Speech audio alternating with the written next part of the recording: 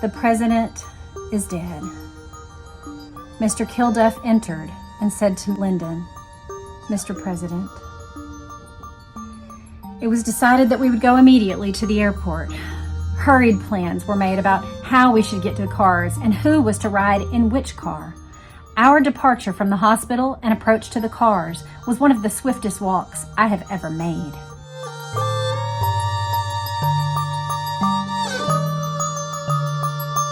Hello you guys, and welcome back to my channel. And if you're new, then welcome. I would love to earn your subscription with this video.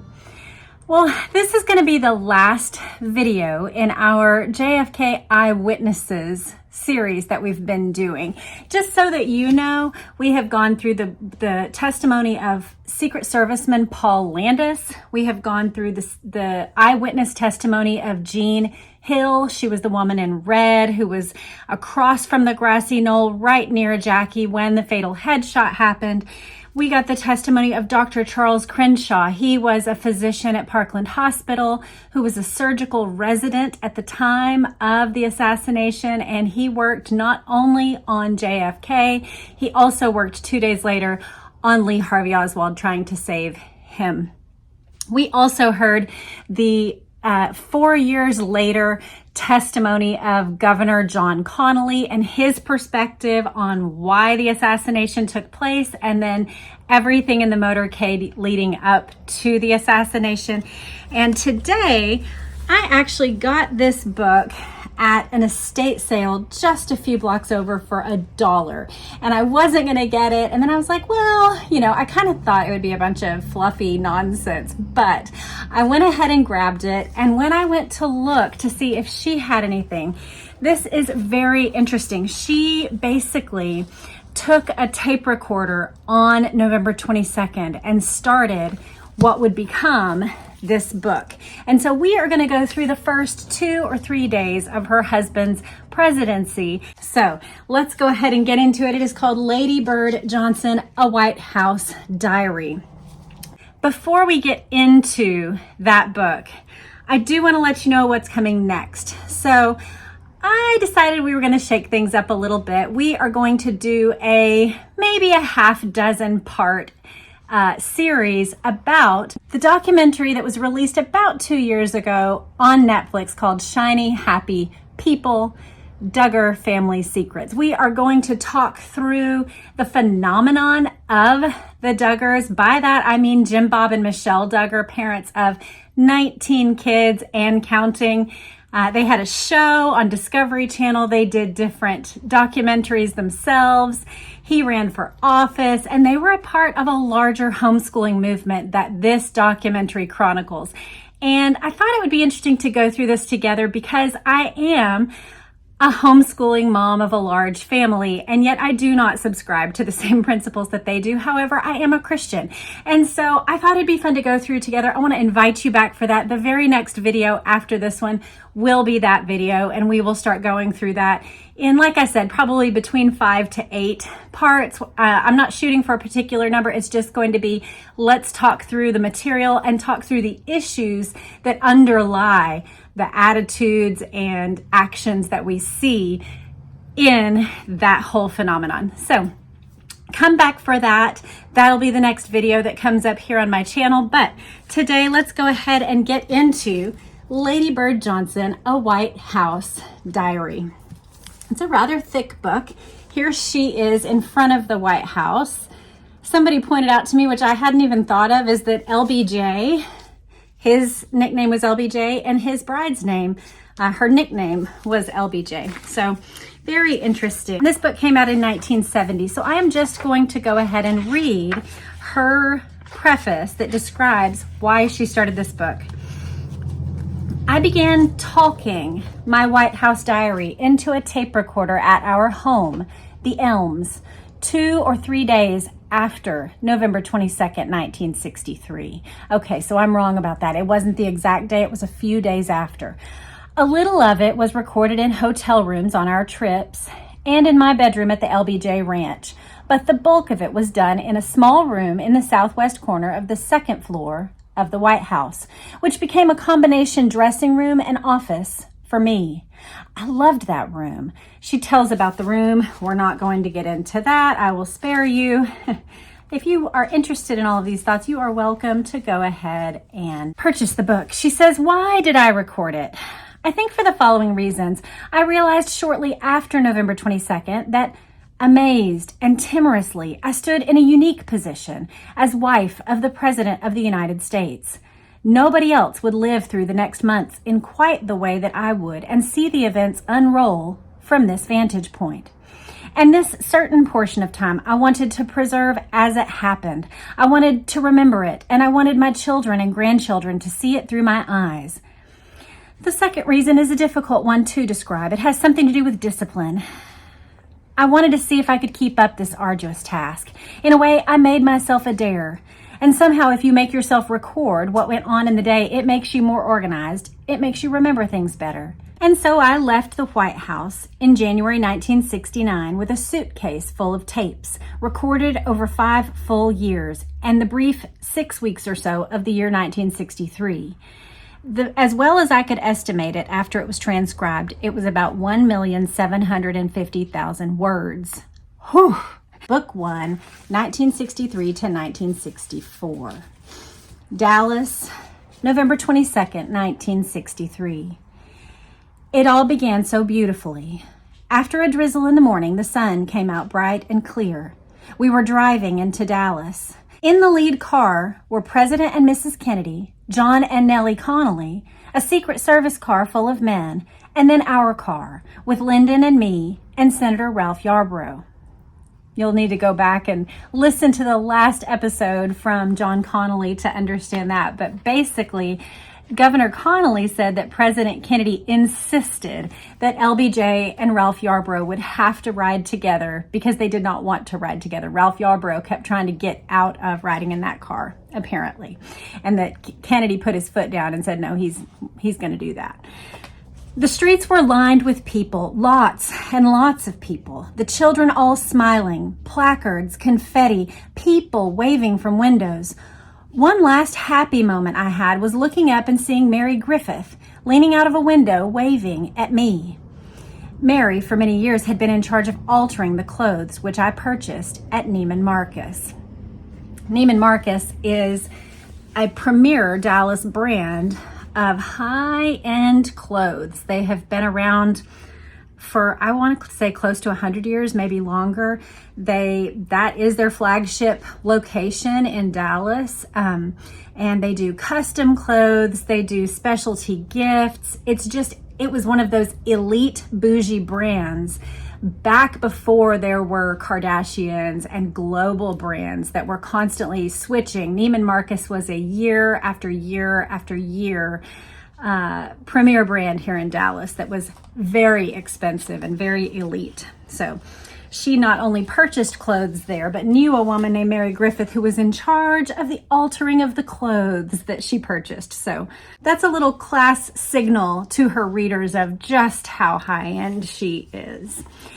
Then, almost at the edge of town, on our way to the Trade Mart for the presidential luncheon, we were rounding a curve, going down a hill, and suddenly there was a sharp, loud report. It sounded like a shot. The sound seemed to me to come from a building on the right above my shoulder. A moment passed, and then 2 more shots rang out in rapid succession. There had been such a gala air about the day that I thought the noise must come from firecrackers, part of the celebration. Then the Secret Servicemen were suddenly down in the lead car. Over the car radio system, I heard, "Let's get out of here." And our Secret Service man, Rufus Youngblood, vaulted over the front seat on top of Lyndon, threw him to the floor, and said, "Get down." Senator Yarborough and I ducked our heads. The car accelerated terrifically, faster and faster. Then suddenly the brakes were put on so hard that I wondered if we were going to make it as we wheeled left and went around a corner. We pulled up to a building. I looked up and saw a sign, "Hospital."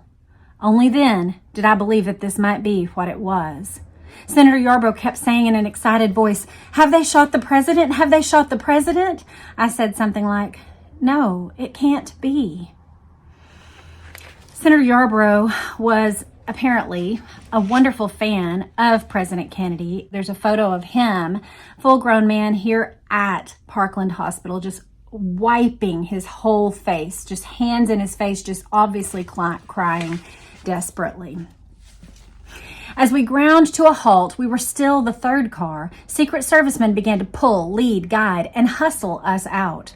I cast one last look over my shoulder and saw in the president's car a bundle of pink, just like a drift of blossoms, lying on the back seat. It was Mrs. Kennedy lying over the president's body. You know, one of the reasons why I read these varied accounts is because I have only heard that moment from the perspective of that car, of Kennedy and the people near to him, trying to get to him, trying to get to Jackie. I've read the perspective before privately, not on the channel, of Clint Hill trying to coax her to let go of her husband so that he could be helped. His assessment was that Mrs. Kennedy was laid over the president because she knew that he was already dead and that she didn't want people's last memories of her husband to be in this disgraceful image or picture, and that she was laying there, yes, in shock, but also that there was a knownness to her choice to cover him up so that photos could not be taken. So it's interesting to hear this woman's perspective on, you can just picture it, 3 cars back. She's got her own chaos and concern going on. Why are the Secret Servicemen acting like this? Senator Yarborough's asking a question. I don't think they've shot the president. And then looking over and seeing the pink outfit of Mrs. Kennedy bent over the car. That's her perspective as she gets hustled in to the hospital alongside her husband. She says the Secret Servicemen rushed us to the right and then to the left and then onward into a quiet room in the hospital, a very small room. It was lined with white sheets, I believe. They thought that they had gone quite a labyrinth in to get him back to a place where he could never be found. But when we looked at the Parkland Hospital map, actually the place where they took him was like a wall separated from the loading dock where all the action was. And so even though they had taken a series of hallways and turns, they ended up almost as close as you could get to the loading dock, which isn't a particularly safe position because if there was an attack, a bomb or some attacker could be shooting right there and kill who actually is now, they don't know it yet, but the President of the United States. But they didn't know that. They took him to the room. People came and went. Kenny O'Donnell, the president's top aide. Congressman Homer Thornberry. Congressman Jack Brooks. Always there was Roof, right there. That means Rufus Youngblood. That's their Secret Service man. And other Secret Service agents. Emory Roberts, Jerry Kivett, Lem Johns, and Woody Taylor. People spoke of how widespread this might be. There was talk about where we would go, to the plane, to our house, back to Washington. Through it all, Lyndon was remarkably calm and quiet. He suggested that the presidential plane ought to be moved to another part of the field. He spoke of going back to the plane in unmarked black cars. Every face that came in, you searched for the answer. I think the face I kept seeing the answer on was the face of Kenny O'Donnell, who loved the president so much. You can picture that, can't you? You're in a place that's secluded. All you saw was Mrs. Kennedy bent over. You heard rumblings. You heard concern. But every face that comes in, you're just searching. What do they know? What's happening? Clue us in. And you're searching for the answers on their very face. It was Lyndon who spoke of it first. Although I knew I would not leave without doing it. He said, "You had better try to see Jackie and Nelly." We didn't know what had happened to John. I asked the Secret Service if I could be taken to them. They began to lead me up one corridor and down another. Suddenly, I found myself face to face with Jackie. in a small hallway. I believe it was right outside the operating room. You always think of someone like her as being insulated, protected. She was quite alone. I don't think I ever saw anyone so much alone in my life. Other people have described that the exact same way. That almost that exact same sentence. I don't think I ever saw someone so alone in all my life. It's interesting, and it says a lot about what was being experienced by her in this moment, that nobody dared come close. It was too much, and it was all hands on deck. So no, there's not some extra hospital person.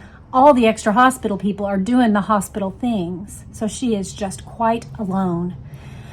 I went up to her, put my arms around her, and said something to her. I'm sure it was something like, God help us all, because my feelings for her were too tumultuous to put into words. And then I went to see Nelly. There it was different, because Nelly and I have gone through so many things together since 1938. Their husbands had both been Texas politicians, and so she and Nelly would have known each other a great deal, whereas Jackie, even though you think about the president and the vice president, like surely they're so close, but the truth is that a great many presidents and vice presidents have had pretty cold relationships. The vice president is sort of perceived as a position of power, and yet it really has no real teeth to its power, and all of its power derives from being the spare, being the one that's the backup, the just in case, and you have almost no direct current power. And there's a resentment that can build between the two. And Lyndon Johnson was a much more seasoned politician to have taken that number 2 spot from JFK when it was offered. And so, yeah, Nelly and Jackie would have gone to official functions. They might have been pleasant and cordial, and they had been on this trip for several days together, but they weren't good friends, and they hadn't really been in the trenches for years and years and years together the way that Nelly and Lady Bird had been in Texas. I hugged her tight. This is her visit with Nelly, and we both cried, and I said, Nelly, John's going to be all right. And Nelly said, yes, John's going to be all right. Among her many other fine qualities, she is also strong. I turned and went back to the small white room where Lyndon was. Mac Kilduff, the president's press man on this trip, and Kenny O'Donnell were coming and going. I think it was from Kenny's face that I first knew the truth, and from Kenny's voice that I first heard the words, the president is dead. Mr. Kilduff entered and said to Lyndon, Mr. President. It was decided that we would go immediately to the airport. Hurried plans were made about how we should get to the cars and who was to ride in which car. Our departure from the hospital and approach to the cars was one of the swiftest walks I have ever made. We got in. Lyndon told the agent to stop the sirens. We drove along as fast as we could. I looked up at a building, and there already was a flag at half-mast. I think that was when the enormity of what had happened first struck me. When we got to the field, we entered Air Force One for the first time. There was a TV set on, and the commentator was saying, Lyndon B. Johnson, now President of the United States. The news commentator was saying that the president had been shot with a .30-30 rifle. The police had a suspect. They were not sure he was the assassin. On the plane, all the shades were lowered. We heard that we were going to wait for Mrs. Kennedy and the coffin. There was a telephone call to Washington, I believe, to the Attorney General. That is who they called, and just in case we're not all clear, the Attorney General was the president's brother. She's talking about the Attorney General Robert F. Kennedy. It was decided that Lyndon should be sworn in here as quickly as possible because of national and world implications, and because we did not know how widespread this thing was as to intended victims. Judge Sarah Hughes, a federal judge in Dallas, and I am glad it was she, was called and asked to come in a hurry to administer the oath. Mrs. Kennedy had arrived by this time, as had the coffin.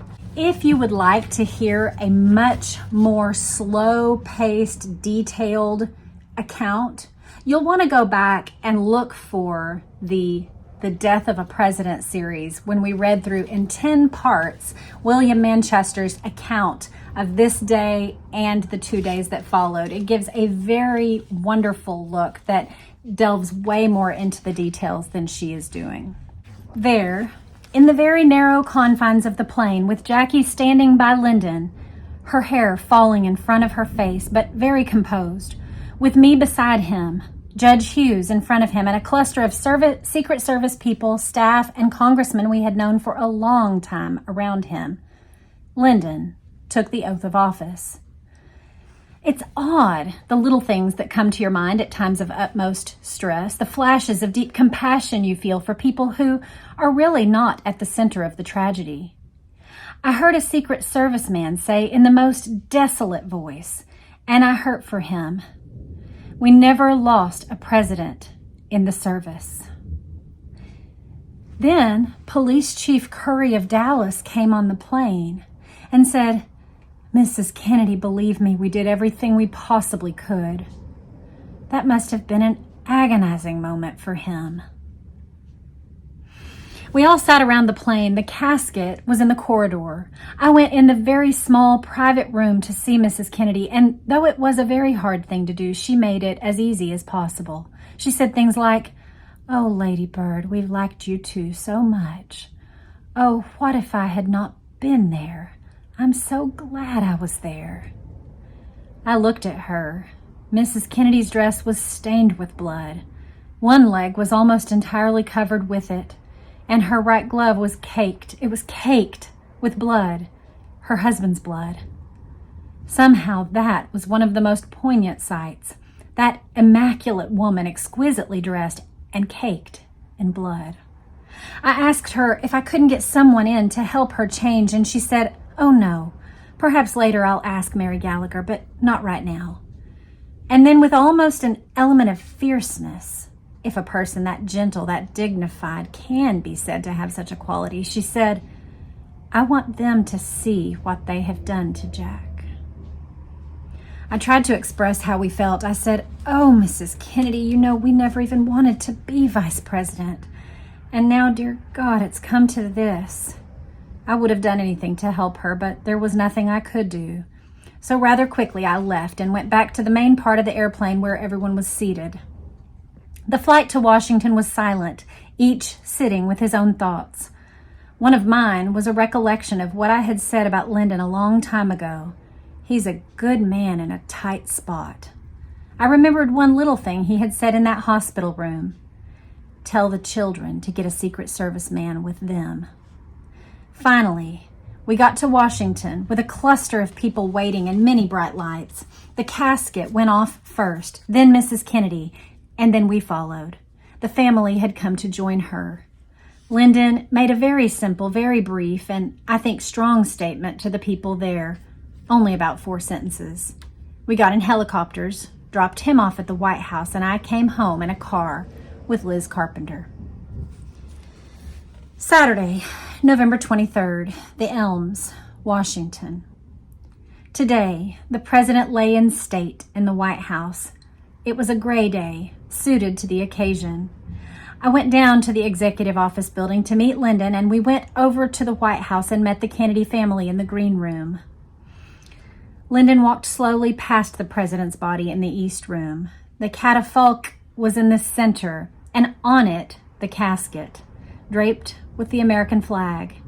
At each corner, there was a large candle and a very rigid military man representing each one of the services. At one end was a Catholic image. I don't know quite what it was. It wasn't just a cross, but more elaborate. That was the first time in those 3 days that I was reminded, caught up in the thought, that the Catholic faith has a pattern for everything, a pattern for life, and a pattern for death. Others were there besides the family of the president, the cabinet, congressional leaders, the Supreme Court, and White House staff. An air of quiet prevailed, an utter, complete quiet that seemed to grip, well, the whole country, I suppose, and certainly the surroundings where I spent the entire 3 days. We have talked about this, but I will say it again. The only real time that I have experienced that kind of days-long quiet was in the week following 9/11. I remember feeling that people were soft and tender, even towards strangers in the grocery store, that we all just had a look of compassion and kindness and tenderness toward one another that I've never experienced at any other time in my life. And I always take that memory of that day and the days that follow and kind of superimpose it over these days. For those of you who did live through it, I would love to hear your memories. I know that many of you were elementary school students who watch and comment on this video, and some of you were high school students, and you've talked in the comments before about how the adults in your life were quiet, having hushed conversations, sad, etc. I would love to hear if you haven't shared those stories, or if you'd like to share a new recollection or thoughts about that day. I'd love to hear it in the comments. I always enjoy hearing the memories of those who lived through these dark days. Part of the cabinet had been called back from halfway around the world. They were on a plane bound for Japan when they heard the news in mid-air and turned the plane around and returned. They were here now, standing shocked and sad-faced, filing past as all of us had filed past, like automatons. There was black crepe on the chandeliers. After we left the White House, we went to a brief service at St. John's Episcopal Church right across Lafayette Square, in a very high church, a stern, rigid church, but most fitting for the day. And then we went on, and what we did the rest of the day, I don't remember. I am sure Lyndon worked terribly hard. I collapsed with Lucy. I thought, I will have to sell our house, give up control of my business, see about getting Linda Bird to come back and live in Washington with us and go to school somewhere up here, and that will be a selling job. There are all the 1,000,001 things to be done, just the simple things that are part of going on living, if one is among those who are going to go on living. Lyndon will be wrestling with the very big business of making the country go on living. Sunday, November 24th. This was the day that President Kennedy lay in state at the Capitol. It was a day I will never forget, nor will the people of America. In contrast to yesterday, it was a bright, clear day of sparkling sun. We began by going to St. Mark's to church with Lucy and Congressman Thornberry. There was a haunting line in Bill Baxter's sermon, something about how every man who had fostered or had permitted to be fostered around him an atmosphere of hate had had his hand on the gun barrel that day. So she's just blaming an atmosphere of hatred and cruelty toward one another as the origin of the assassination. After church, we went to the White House and waited in the green room for the Kennedy family. After they came, Mrs. Sargent Shriver, so this would be Eunice, the president's sister, Mrs. Sargent Shriver, turned to me and said, "I hear Oswald has been killed." It was the first news I had had about Oswald. We were told by protocol officials that we would ride with Mrs. Kennedy and the Attorney General. Suddenly, Mrs. Kennedy came in, leading John Jr. with one hand and Caroline with the other, the children looking so small and so dear in little blue coats. Then I realized there would be 6 of us in the car, and I wondered if the arrangement shouldn't be changed, if we shouldn't ride in another car. But it turned out that we all got into the same limousine, Mrs. Kennedy and Lyndon in the back seat, the Attorney General and I in the jump seats, Caroline next to her mother, and John, in his peripatetic mood, jumping from the back seat to his uncle's lap to the front seat and back again. As soon as we emerged from the gates of the White House, I became aware of that sea of faces stretching away on every side, silent, watching faces. I wanted to cry for them and with them, but it was impossible to permit the catharsis of tears. I don't quite know why, except that perhaps continuity of strength demands restraint. Another reason was that the dignity of Mrs. Kennedy and the members of the family demanded it. In front of us was a handsome, black, riderless horse, carrying reversed boots. I recognized this at once as the symbol of a fallen leader, but I didn't really know much about the tradition. I asked Linda Bird later, and she said the custom went long back into history, back to Genghis Khan, when the leader's horse was always sacrificed at the grave. A few centuries ago, they abolished that part of the ritual. In front of the horse was a caisson, drawn by 6 white horses. The caisson itself was draped with the flag. Soldiers were marching, and always there was the sound of muffled drums in the background. Yes, if you haven't heard it, there's that deep, rhythmic sound that accompanied the entire march, and it for me has come to solely represent this moment in time of Kennedy's funeral. I'm sure it's played at other times, but for me it always harkens back to Kennedy's funeral.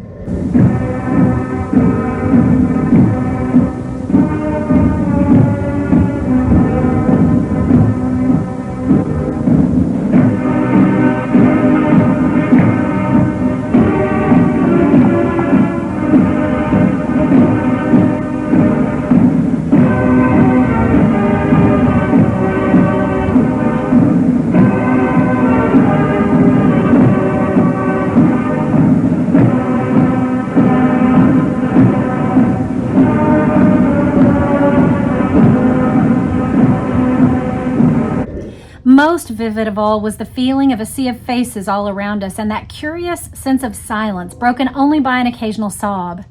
I kept on comparing it in my mind with the time Franklin Roosevelt died, but that was so different because then everybody could be as emotional as they felt like being. The feeling persisted that I was moving step by step through a Greek tragedy. I remember a definition from college days that a Greek tragedy is concerned with a noble protagonist overtaken by an inevitable doom.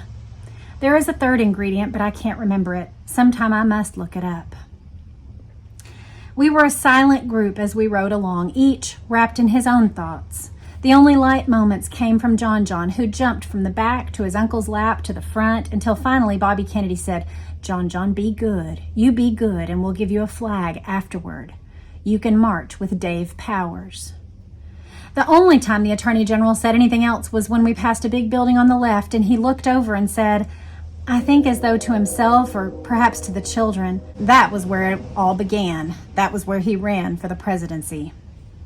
His face was grave, white, sorrowful, and there was a flinching of the jaw at that moment that almost made, well, it made your soul flinch for him.